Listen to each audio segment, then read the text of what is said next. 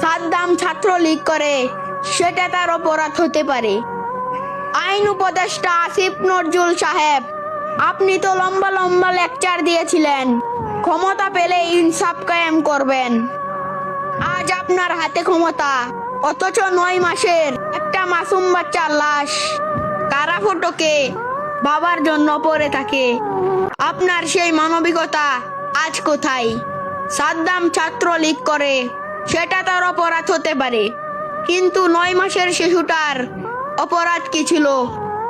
দাফন করার জন্য একটা বাবাকে টুপেরানে মুক্তি দিলেন না। 5 মিনিটেই কারা ফটকে সন্তানের মরা মুখ দেখে বাবাটা তাকে বিদায় দিল। আপনার বুক কি একবারও কাঁপলো না?